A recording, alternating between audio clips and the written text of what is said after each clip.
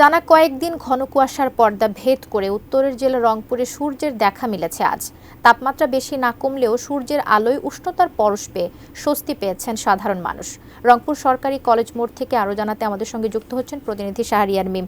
মিম, যদিও বলছে যে সূর্যের দেখা পাওয়ায় মানুষ কিছুটা স্বস্তি পেয়েছে, তারপর একটু জানতে চাইবো যে শীতের দুর্ভোগ কমাতে সরকারি বেসরকারি উদ্যোগে শীত নিবারণের জন্য কোনো রকমের পদক্ষেপ নিতে দেখেছেন কিনা বা চোখে পড়েছে কিনা?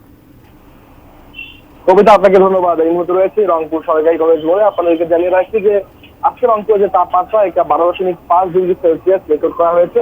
আবহাওয়া অফিসের পক্ষ থেকে এমনটি জানানো হয়েছে। গেল কয়েকদিন ধরে রংপুরে অব্যাহতভাবে শীত, কুয়াশা, কনকনে ঠান্ডা অনুভব হচ্ছে।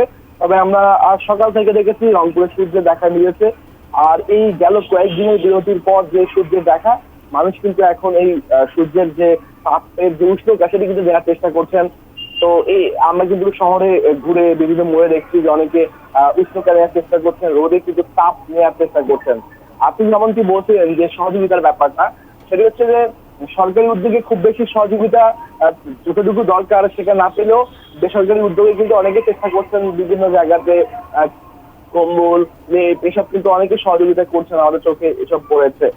আর আবহাওয়া অফিসের পক্ষ থেকে বলছে এবার কিন্তু আরো দুটি শৈত্যপ্রবাহ আসবে, তখন কিন্তু তাপমাত্রা আরো কমে যাবে, তখন আরো ঠান্ডা অনুভব হবে, আরো মানুষের কষ্ট হবে।